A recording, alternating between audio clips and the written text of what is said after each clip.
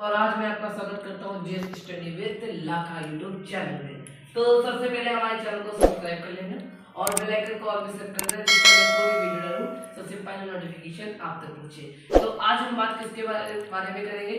तो दोस्तों हम आज बात करेंगे मगध साम्राज्य के बारे में। किसके बारे में? मगध साम्राज्य के बारे में। मगध साम्राज्य में कितने वंश है उन्होंने राज किया और कितने वहाँ का प्रमुख वंश कौन सा राज किया था, और कई वंशों के प्रथम शासक और अंतिम शासक। तो आपको एक ट्रिक याद करनी है। क्या? एक ट्रिक, हसीन सात सा, ये आपको ट्रिक याद करना है। तो हा से बना हरियंक, ये जो आप देख सकते हैं, हा से बना हरियंक और सा से बना शिशुनाग और ना से बना नंद और माँ से बना आपका मौर्य वंश और सा से बना आपका सुंग और का से बना आपका कर्ण और सा से बना सनातन और आंध्र। सनातन पहले कहते हैं, लेकिन सनातन ये सनातन फेमस है। तो सबसे पहले हम देख लेते हैं प्रथम वंश के यहाँ कौन सा था? आर्यन वंश। इसका फाउंडर कौन था? बिंदुसार। कौन था इसका फाउंडर? बिंदुसार। आपको याद रखना है, कई पेपर एग्जाम्स में पूछा जाता है, खासकर यूपीएससी के एग्जाम्स में पूछा जाता है कि प्रथम जो वंश था वो मगध साम्राज्य में कौन सा फाउंड हुआ, किसने फाउंड किया? तो हरियाणा वंश किसने किया? बिंदुसार ने। लास्ट शासक अजातशत्रु। कौन था? अजातशत्रु। उसके बाद कौन है? शिशुनाग। शिशुनाग का फर्स्ट कौन था? शिशुनाग। लास्ट में आपको नहीं बताऊंगा, लास्ट आपको खुद ही याद करना है। नंद। उसके बाद कौन है? महापदम नंद। वो जो आपका ये है, ये इसका शिशुनाग का इतना इंपॉर्टेंट नहीं होता, क्योंकि कवर करना वीडियो को बहुत ही जरूरी होता है। तो जो इसका वो है वो आपको खुद ही करना होगा। और इसके बाद कौन है? नंद। इसका फाउंडर कौन था? महापदम नंद। लास्ट धनानंद। कौन था? लास्ट धनानंद। मौर्य, ये तो आपको बताइए, चंद्रगुप्त मौर्य। और कौन था? ब्रह्मदत्त लास्ट था। ब्रह्मदत्त मौर्य। शुंग था, पुष्यमित्र शुंग था और देवभूति इसका लास्ट था। और कर्ण वंश इसका वासुदेव और सुम्रसेन कौन है? हाँ, सुसेन इसका लास्ट था। और जो आंध्र सनातनम धर्म है वो है सनातन धर्म निकलता है, सनातन वंश है, उसका सबसे पहले था सिमुख और फिर आया सतकर्णी। तो अब दोस्तों हम जानेंगे कौन ये है मेन यहाँ का। क्या है? नंदवंश टू चंद्रगुप्त मौर्य। मौर्य के चंद्रगुप्त मौर्य के बारे में हम जानेंगे। ये किसका शासन चल रहा था? महापदम नंद का। और महापदम नंद का रूल ओवरऑल सबसे किसका है? नंद। मगध कहां तक फैल चुका था? यहाँ तक। कहां तक? मगध यहाँ तक फैल चुका था। और इधर किसने एंट्री मारी? सिकंदर ने। किसने? अलेक्जेंडर, जिसको इंग्लिश में कहा जाता है, मैं इंग्लिश में लिखता हूँ अलेक्जेंडर। कौन था? अलेक्जेंडर। इसने यहाँ एंट्री मारी। अलेक्जेंडर को विश्व विजेता इसलिए कहा जाता है क्योंकि उस जमाने में जब ये चंद्रगुप्त मौर्य लोग थे, उस जमाने में 195 देश नहीं थे।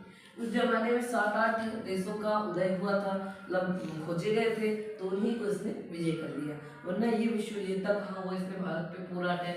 अगर क्वेश्चन पूछे कि हाँ भारत पे हमला करके क्या भारत को हथियार दिया था सिकंदर ने, तो इसका आंसर हाँ भी हो सकता है, ना भी, क्योंकि ये जो एरिया थी पहले भारत में ही लगती थी, जो अब मॉडर्न पाकिस्तान और अफगानिस्तान है, ये पहले भारत में ही लगती थी। तो यहाँ पर इसने एंट्री मारी थी। और ये यहाँ पर कौन था सबसे पहले? यहाँ पर राजा था बिम्बरीक। कौन? बिम्बरीक।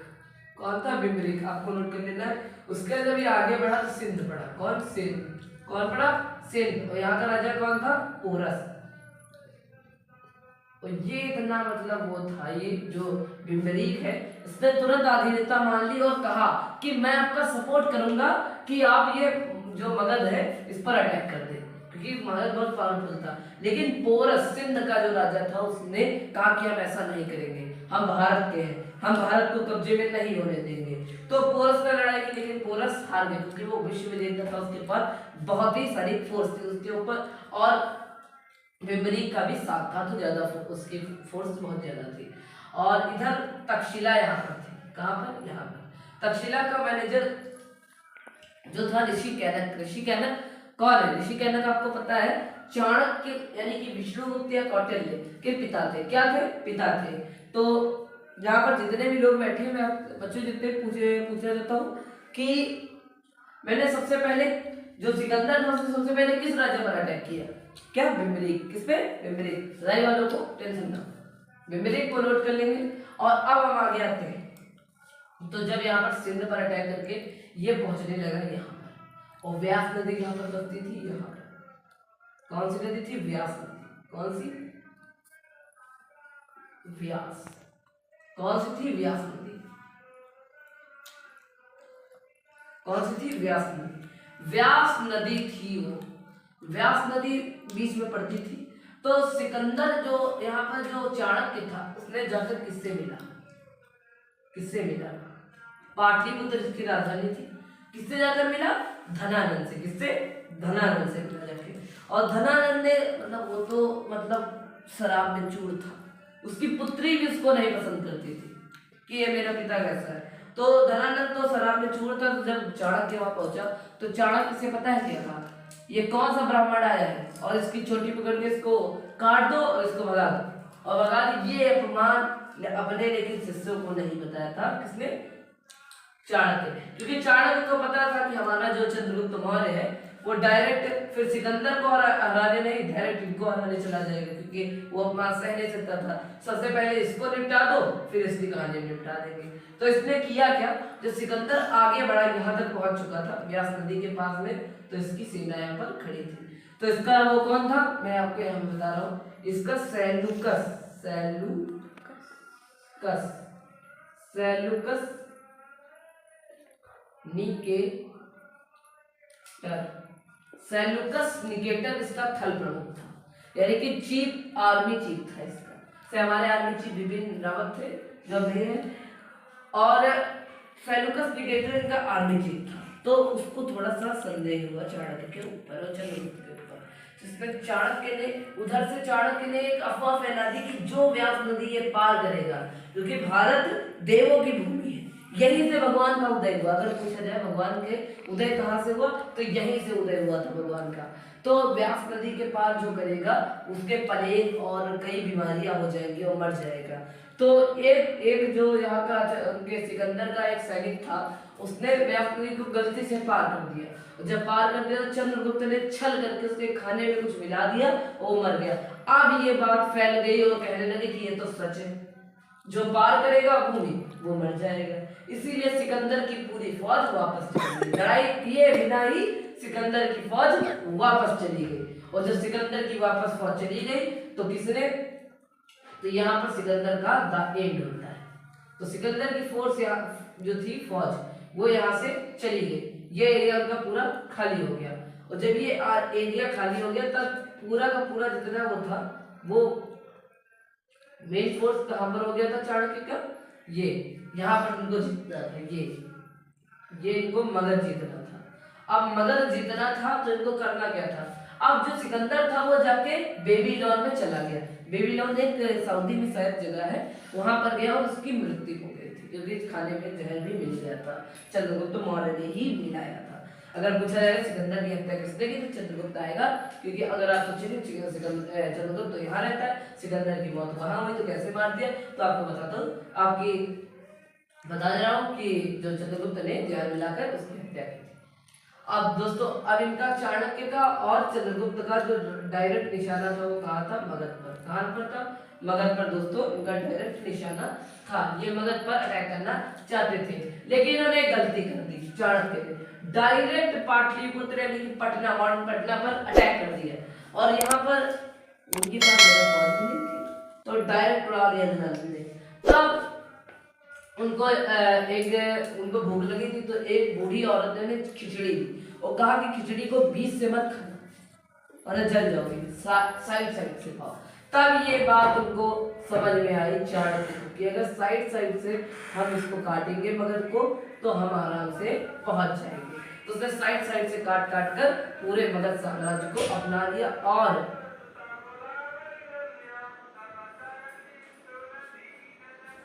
जो चंद्रगुप्त मौर्य था इसने मौर्य वंश की यहाँ पर नींव डाली। कहाँ पर? यहाँ पर। तभी वापस कौन है? ये यहाँ तक हो गया था। चंद्रगुप्त मौर्य ने पूरा यहाँ तक अपना लिया था, पूरा ये इतना मगध हो गया था। पहले यहाँ तक था, ये यहाँ तक कर्नाटक तक पहुँच गया था। और अब यहाँ पर सिकंदर का एक थल प्रमुख सेल्यूकस निकेटर वापस आया। इसको संदेह था कि व्यास नदी यहाँ पर कुछ न कुछ, और ये चला गया वापस, आ गया। ये सेल्यूकस निकेटर पागल है, इसको कुछ नहीं हुआ, और ये डायरेक्ट जाके चंद्रगुप्त मौर्य से, इसको क्या पता था, ये सोच रहा था तो धनानंद है। तब तक तो चंद्रगुप्त ने इसकी कहानी धनानंद की समाप्त कर दी और वहां पर गद्दी पर बैठा था। तो चंद्रगुप्त ने को ललकार दिया युद्ध के लिए सेल्यूकस निकेटर ने। तो चाणक्य ने दिमाग लगाकर समय मांग लिया। अब जो ये था, चाणक्य को किसी ने बता दिया कि सेल्यूकस निकेटर अपने सेना में हाथी लाया है। तो ये बात जब पता चल गई तो उसने एक चाल करी कि जब पानी बरसात का मौसम होगा तब हम अटैक करेंगे, तो जितने भी हाथी हो मतलब जमीन में धंसने लगेंगे तो हम जीत जाएंगे। और यही हुआ, पानी में धंसने लगे और इसी से परिणाम ये आया कि चंद्रगुप्त मौर्य जीत गया। तब सेल्यूकस निकेटर ने जब हारने लगा तो अपनी बेटी हेलन को आगे कर दिया। तो हेलन ने बाल बाल खोल के ऐसे आगे, और तब चंद्रगुप्त मौर्य ने कहा मैं इससे शादी करूंगा। तब चंद्रगुप्त मौर्य की पत्नी का नाम क्या था? हेलन। क्या नाम था? चंद्रगुप्त मौर्य की पत्नी का नाम हेलन था। किसकी पत्नी थी? चंद्रगुप्त की। किसकी? चंद्रगुप्त की। किसकी पत्नी थी? चंद्रगुप्त मौर्य की। चंद्रगुप्त मौर्य का जन्म 345 बीसी, किसने? 300 ईसा पूर्व, 345 ईसा पूर्व में हुआ था। और अब यहाँ पर मगध का साम्राज्य हो गया। तो अब उसने सोचा, जो वो था सेल्यूकस निकेटर, कि मैं रहता हूँ यहाँ और ये रहती है, ये रहता है यहाँ, मैं अपनी बेटी को यहाँ कैसे भेज दूँ? तो उसने क्या किया, एक मेगास्थनीज नाम का एक वो दूत को यहाँ पर भेज दिया। क्या नाम था? मेगास्थनीज। ये बहुत क्वेश्चन पूछता, मेगास्थनीज। इसने बुक कौन सी लिखी? इंडिका। और चाणक्य ने कौन सी बुक लिखी? चाणक्य के बारे में आपको बताना भूल गए, चाणक्य ने बुक लिखी, चाणक्य की बुक थी अर्थशास्त्र। क्या थी? अर्थशास्त्र। दोनों में ही डिस्कशन था इसके मौर्य वंश के बारे में। तो जब सेल्यूकस निकेटर ने सोचा ये बात, इस पे रेस किया गया, सेल्यूकस निकेटर ने सोचा कि कुछ काम करे, तो सेल्यूकस निकेटर ने दहेज प्रथा को आगे किया। उसने पूर्णता शादी के लिए अपना ये पार्ट जो था ये दहेज में दे दिया। क्या ये पार्ट जो था पूरा अपना दहेज में दे दिया। तो आप अब सोच रहे हो काबुल और ये सिंध वगैरह सब दहेज में दे दिया, तो आप देख रहे हो कितना राज्य हो गया। ये देखिए, ये पूरा का पूरा क्या हो गया? मगध। किसका शासन? मगध, मौर्य का शासन। और वो अशोक आया तो पूरा का पूरा ये कर लिए, मतलब पूरा का पूरा ये इतना, इसीलिए कहा जाता है संपूर्ण भारत पर राज करने वाला शासक चंद्रगुप्त मौर्य थे। इसने पूरे भारतीय समाज पर, पूरे भारतीय देश पर राज किया था, पूरे भारतवर्ष पर, अखंड भारत पर भी इसने राज किया था। अब दोस्तों हमने आपको यहाँ तक तो बता दिया, ये हमने पूरा कंप्लीट कर लिया। अब दोस्तों हम कल पढ़ेंगे किसके बारे में? मौर्य वंश के बारे में। मतलब मौर्य के बारे में थोड़ा तो पढ़ा ही है, बट हम मौर्य वंश की पूरी जानकारी हम कल पढ़ेंगे। हमने मेगास्थनीज तक पढ़ लिया है और मेगास्थनीज यहाँ पर रह गया और रुक गया। अब दोस्तों मैं आपको बता रहा हूँ कि हमने डायनेस्टीज यानी कि वंश, जो हमने हिस्ट्री वंश था, हिस्ट्री का फर्स्ट भारत के इतिहास का, प्राचीन भारत का इतिहास का सेकंड पार्ट हमने वो वंश का हमने अभी इतना ही कंप्लीट कर पाए। इसके बाद मौर्य के बाद हम थोड़ा सा पाल के बारे में पढ़ लेंगे, बंगाल के पाल वंश, और इसके बाद हम और भी कई वंश के बारे में पढ़ लेंगे, जैसे गुप्त वंश के बारे में, वर्धन वंश के बारे में। उसके बाद हम डायरेक्ट आधुनिक मध्यकालीन भारत के इतिहास में मुगल वंश, गुलाम वंश। और आपको एक क्वेश्चन बता रहा हूँ कि दिल्ली का सबसे प्रथम सुल्तान कौन सा था? तो दिल्ली का सबसे प्रथम सुल्तान कौन था? कुतुबुद्दीन ऐबक। और लास्ट कौन था? लास्ट लोधी वंश का इब्राहिम लोधी था, जिसको मुगल वंश के शासक यानी कि तुर्कों की एक शाखा, जो मोहम्मद गौरी की एक शाखा थी, गजनवी की शाखा थी, तो उसका एक वो था मुगल वंश बना। उसने बाबर ने उनके इब्राहिम लोदी की हत्या कर दिल्ली सल्तनत को अपना लिया था और फर्स्ट मुगल किया था। तो दोस्तों अब यहाँ पर हम खत्म कर रहे हैं, तो अब बाय बाय दोस्तों, बाद में मिलेंगे, अगले वीडियो में मिलेंगे, मौर्य वंश के बारे में डिस्कशन करेंगे। किसके बारे में? मौर्य वंश के बारे में डिस्कशन करेंगे। और ये जितना भी आपको मैंने बताया ये आप नोट कर लीजिए। ये किसके बारे में पूछे, ये कहाँ पूछे जाएगा? यूपीएससी एग्जाम में, ज्यादातर यूपीएससी एग्जाम्स पर, आईएएस